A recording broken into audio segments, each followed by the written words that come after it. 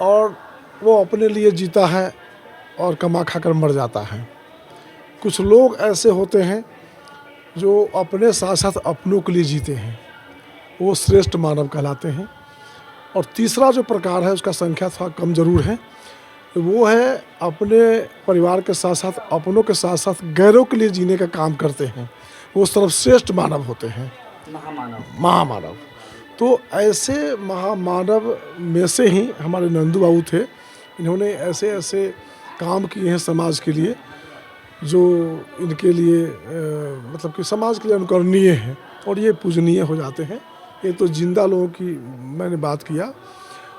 मृत्यु के बाद हम कैसे ये साबित करेंगे कि ये जो आदमी थे महामानव थे।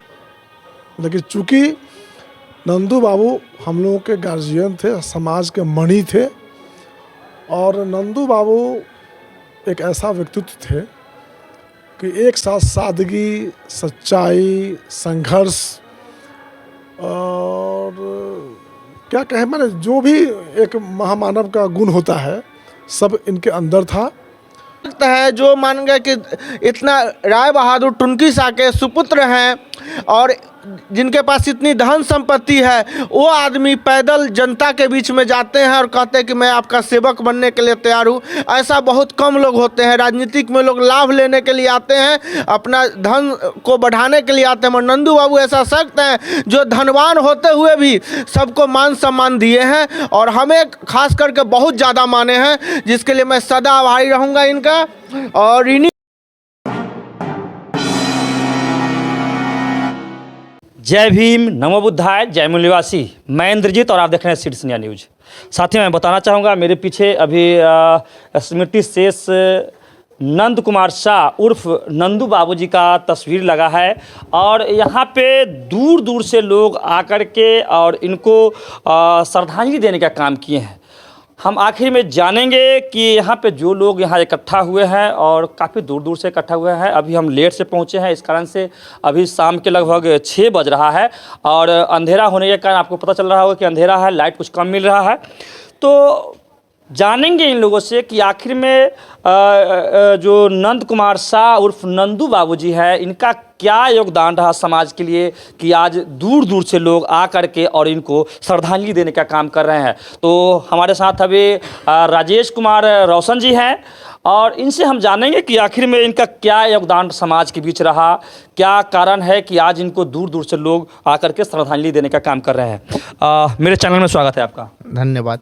हम आपसे जानेंगे कि आखिर में नंदू बाबू का क्या ऐसा योगदान रहा, कौन सा ऐसा काम किए जो कि समाज से दूर दूर से आज मतलब वैशाली के लालगंज से, वैशाली से, राघोपुर प्रखंड से आप आते हैं, दूर दूर से लोग आकर के इनको श्रद्धांजलि देने का काम किए। सबसे पहले हम नंदू बाबू को 2014 में नाम सुने थे, मगर 16 में हम इनको देखें। नंदू बाबू एक ऐसा हमारे लिए एक मणि थे जो आज हमारे बीच में नहीं है। इनका नाम सुनते थे, इनकी कीर्ति के बारे में सुनते थे, मगर ये हमारे 2018 में एक रैली में इनसे ज़्यादा हमारा मतलब इनके साथ काम करने का मौका मिला, कानून अधिकार रैली। तो उस समय नंदू बाबू को हमने बताया कि हमने चुनाव लड़े 2015 का, तो ये बहुत हमको मतलब कहे कि अच्छा आगे लड़िएगा तो हमको बुलाइएगा। हमने 2020 में जब चुनाव फाइट किए राघोपुर विधानसभा से, तो हमने नंदू बाबू को फ़ोन किए। ये हमारे चुनाव में 2 दिन आके हमारे लिए प्रचार किए। पूरे बिहार में नंदू बाबू घूमे, सभी प्रत्याशी के लिए 1 दिन, मगर मेरे लिए 2 दिन घूमे और हमें अपने गाड़ी में बैठा के और घुमाए, हमारे समाज के बीच में, लोगों के बीच में ले जाके बताएं कि ये बच्चा अपने समाज का है। और हर किसी के दरवाजे पर गए और हमें जब 12 बज गया रात राघोपुर विद्युपुर प्रखंड में, तो इन्होंने अपने गाड़ी से हमें हमारे घर तक जाके पहुंचाए और बोले, हम कहे कि जब रुकने के लिए, तो बोले कि नहीं आगे भी प्रत्याशी के पास जाना है। हम उस दिन से नंदू बाबू के ऋणी हो गए और हम सदा जीवन रहेगा मेरा तब तक ऋणी रहेंगे। और जैसी नंदू बाबू का हमने सुने कि देहांत हो गया, हमें सबसे ज़्यादा क्षति हमें हुआ है, जिसका भरपाई हमें लगता नहीं है कि आगे हमें जल्दी हो जाएगा। और हम भगवान से कामना करते हैं, विष्णु भगवान से, बाबा गणनाथ जी के से, कि भगवान इनको अपने चरणों में स्थान दे, क्योंकि यह जो नंदू बाबू थे ये गरीब अमीर छोटा बड़ा नहीं देखते थे, सभी को भाई समान रूप से मानते थे, देखते थे और हर किसी को मदद करते थे। हमने इनके बारे में पता किए, चला लोग कहे कि नहीं ये जात की बात, जात जमात की बात करते हैं, जात की बात नहीं करते हैं। नंदू बाबू के यहाँ कोई भी कास्ट के लोग चले जाते हैं वहाँ पे नंदू बाबू मदद करते हैं, अपने चले जाते हैं लोगों के यहाँ। इनको 2022 का जो अभी चुनाव हुआ है मुजफ्फरपुर के मेयर के लिए फाइट कर रहे थे, वहाँ पर ये पैदल घूमे हैं अपने नामांकन के दिन।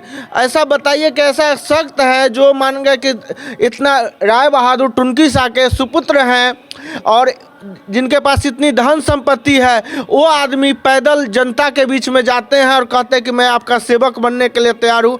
ऐसा बहुत कम लोग होते हैं। राजनीतिक में लोग लाभ लेने के लिए आते हैं, अपना धन को बढ़ाने के लिए आते हैं, मगर नंदू बाबू ऐसा सख्त हैं जो धनवान होते हुए भी सबको मान सम्मान दिए हैं और हमें खास करके बहुत ज़्यादा माने हैं, जिसके लिए मैं सदा आभारी रहूँगा इनका और ऋणी हूँ।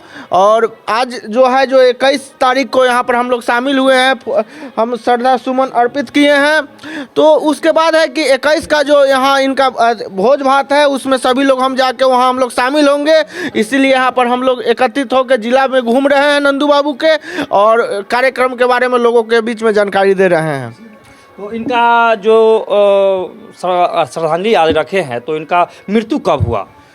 10 तारीख को हुआ रात में। ये 10 जनवरी को, 10 जनवरी को रात में। और इनका जो कर्मकांड जो होता है या कैसे क्या होगा इनका कुछ जो हमारा अरे समाज का जो कार्यक्रम का जो रीति रिवाज है उसी के द्वारा होगा।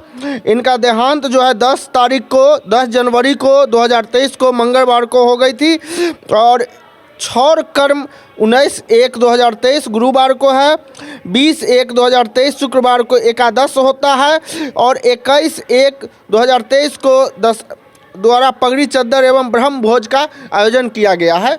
जो स्थान है जीडी मदर इंटरनेशनल स्कूल परिसर, अखाड़ा रोड, मुजफ्फरपुर।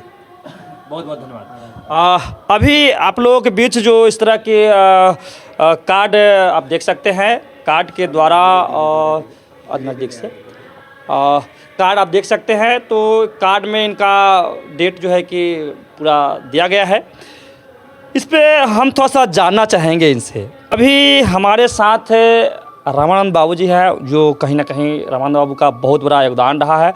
काफ़ी दिनों से सर को हम जानते हैं और लगभग ये जो राजेश जी इलेक्शन लड़े हैं और उस समय से हम काफ़ी क्लोज हैं, काफ़ी इनका मेरे वीडियो भी आप लोग मेरे चैनल पर देखे होंगे। इनसे हम जानेंगे, इसमें जो कुछ ऐसी बातें लिखी गई वो हमें खटक रहा है, इस पर हम इनसे बात करेंगे। मेरे चैनल में स्वागत है आपका। सर हम आपसे जानना चाहेंगे, खैर ये समाज की बात है और समाज हर तरह के लोग हैं, हर तरह की कार्यक्रम करेंगे, हमें उससे कोई आपत्ति नहीं है, लेकिन आप लोगों को पता होना चाहिए कि अरुण कुमार गुप्ता जी हैं जो अर्जक संघ चलाते हैं, उनको आप शायद आप जानते होंगे।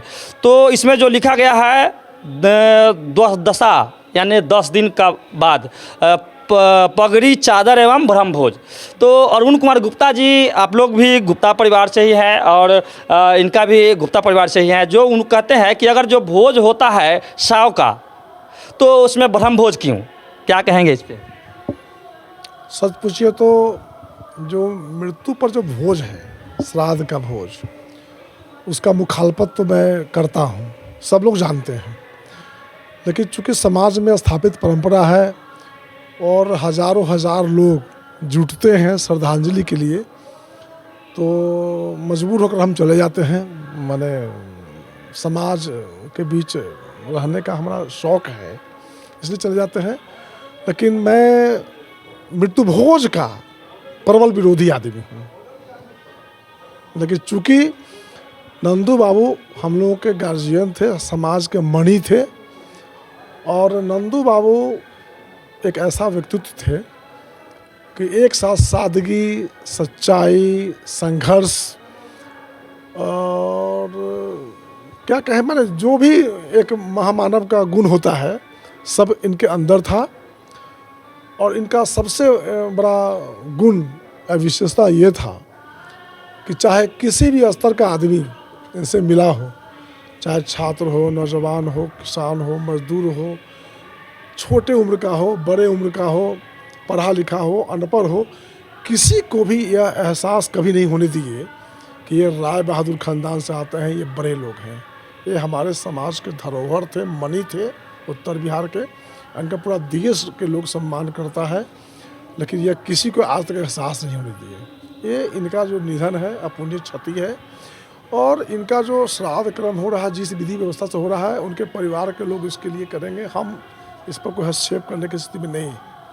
हाँ, ये है कि हम लोगों को, हमारे टीम को यहाँ दिया गया जिम्मेवारी कि नंदू बाबू के जो चाहने वाले लोग हैं उन्हें हम आमंत्रित करें। तो आमंत्रण कल से ही हम लोग घूम करके, अजीत बाबू हैं, नागेश्वर बाबू हैं, रोशन जी हैं, जवाहर बाबू हैं, तमाम लोग घूम करके हम लोग आमंत्रित लोगों को कर रहे हैं। 21 तारीख को मुजफ्फरपुर में इनका श्रद्धांजलि कार्यक्रम है। उसमें मुझे विश्वास है कि पूरे बिहार से 20,000 से 25,000 लोग उसमें शामिल होंगे और वैशाली से भी बड़ी संख्या में लोग जाएंगे। और हम लोग कार्ड देने जा रहे हैं, आमंत्रित करने जा रहे हैं। जहाँ भी 10, 20, 25, 50 लोग जमा हो जाते हैं, उनके फूल माला चढ़ता है और श्रद्धांजलि अर्पित करते हैं। हम लोग इसमें शामिल हो रहे हैं, है ना। यही आगे मैं सर आपसे एक क्वेश्चन और लेना चाहूँगा। वो क्वेश्चन यह है कि बाबा साहब डॉक्टर भीमराव अंबेडकर जी जिस समय कोलंबिया यूनिवर्सिटी में पढ़ रहे थे, उस दीवार पर लिखा हुआ था कि महापुरुष मरने के बाद भी जिंदा रहते हैं और जीवन काल में तो जिंदा रहते ही है। तो उन्होंने एक रोरी या कुछ चीज़ से मिटा दिया। जब मिटा दिया तो वहाँ के टीचर पूछे कि आखिर में ऐसा कौन किया, तो अंबेडकर जी सामने खड़ा हुए और कहे कि हम। तो उन्होंने कहा कि जब उनसे पूछा कि क्यों, तो उन्होंने क्वेश्चन का आंसर दिया कि कोई भी महापुरुष जीवन काल में जीवित तो रहता ही है, लेकिन मरने के बाद महापुरुष कोई भी हो, महापुरुष उस दिन मर जाता है जिस दिन से महापुरुषों का विचार लोगों के बीच जाना बंद हो जाता है। उस दिन महापुरुषों का विचार ही नहीं, महापुरुष भी मर जाते हैं। क्या कहेंगे इस पे? देखिए, मनुष्य मोटा मोटी 3 प्रकार के होते हैं। एक साधारण मनुष्य जो मानव जाति में जन्म लेता है और वो अपने लिए जीता है और कमा खाकर मर जाता है। कुछ लोग ऐसे होते हैं जो अपने साथ साथ अपनों के लिए जीते हैं, वो श्रेष्ठ मानव कहलाते हैं। और तीसरा जो प्रकार है, उसका संख्या थोड़ा कम जरूर है, वो है अपने परिवार के साथ साथ अपनों के साथ साथ गैरों के लिए जीने का काम करते हैं, वो सर्वश्रेष्ठ मानव होते हैं, महामानव। तो ऐसे महामानव में से ही हमारे नंदू बाबू थे। इन्होंने ऐसे ऐसे काम किए हैं समाज के लिए जो इनके लिए मतलब कि समाज के लिए अनुकरणीय हैं और ये पूजनीय हो जाते हैं। ये तो जिंदा लोगों की मैंने बात किया।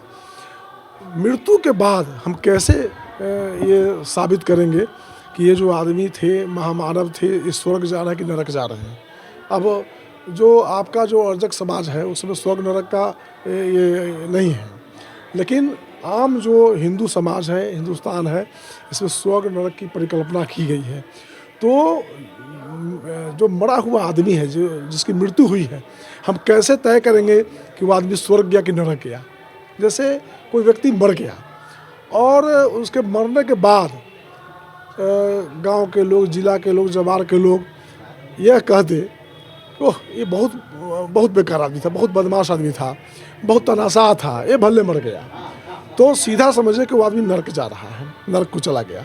और जिनके मरने के बाद सब लोग, जानने वाले न जानने वाले, सब लोग अफसोस करें कि वह बड़े अच्छे आदमी थे, बड़े अच्छे लोग थे, समाज के बड़े लोग थे, उन्होंने बहुत समाज का काम किया, समाज की क्षति हो गई। तो ऐसा जब किसी के बारे में कोई कहता है, आम लोग, और आम लोग अगर के आँख से आंसू आ जाता है, और जो हम देख रहे हैं कि जिस दिन मरे थे नंदू बाबू, तो पूरा मुजफ्फरपुर शहर मतलब कि कतारबद्ध हो करके, और जैसे मानव श्रृंखला बनता है, पूरे शहर में मानव श्रृंखला बना करके लाखों लोग रोड किनारे खड़े थे और भावभीनी श्रद्धांजलि दिए हैं। हम लोग भी लोगों को आमंत्रित करने जा रहे हैं कि चलना है श्रद्धांजलि कार्यक्रम में, तो लोग हर जगह 10, 20, 25, 50, 100 लोग जुट करके और श्रद्धा सुमन अर्पित कर रहे हैं। तो इससे साबित होता है कि ये महामानव थे और सीधे इनका स्थान स्वर्ग में मिला है। ये है। बहुत बहुत धन्यवाद। आगे मैं कहना चाहूँगा आप लोगों को, जो मेरे वीडियो देख रहे हैं उन लोगों को मैं कहना चाहूँगा, व्यक्ति कोई भी हो, व्यक्ति मर जाता है, व्यक्ति का विचार नहीं मरना चाहिए। कोई भी व्यक्ति अगर मर जाते हैं तो व्यक्ति का शरीर मरता है, व्यक्ति का विचार नहीं मरना चाहिए। और जिस तरह के नंद कुमार शाह उर्फ नंदू बाबू का आज लोग गांव-गांव में, शहर में, वो मुजफ्फरपुर से थे और फिर भी आज वैशाली में अगर जो श्रद्धांजलि इनका मनाया जा रहा है, तो लोगों को यह सोचना होगा कि आखिर में लोगों के बीच जो जा रहे हैं तो इनका विचार बताना होगा और इनका विचार जीवित रखना होगा, तब यह जीवित रहेंगे। मरने के बाद भी इनका शरीर मर गया लेकिन इनका विचार जीवित रहेगा। जब इनका विचार लोगों के बीच जाएगा तब। आगे मैं कहना चाहूँगा कि मेरे वीडियो पे आते हैं, वीडियो अगर अच्छा लगता है, जो मैं काम करता हूँ, आप लोगों को अगर अच्छा लगता है वीडियो, तो वीडियो को लाइक करें, चैनल को सब्सक्राइब करें और कमेंट जरूर करें। फेसबुक पेज से देख रहे हैं तो फेसबुक पेज को ही फॉलो जरूर करें। जय भीम, नमो बुद्धाय, जय मूल्यवासी, धन्यवाद। वीडियो को लाइक करें, कमेंट्स करें, शेयर करें और चैनल को सब्सक्राइब करें। धन्यवाद।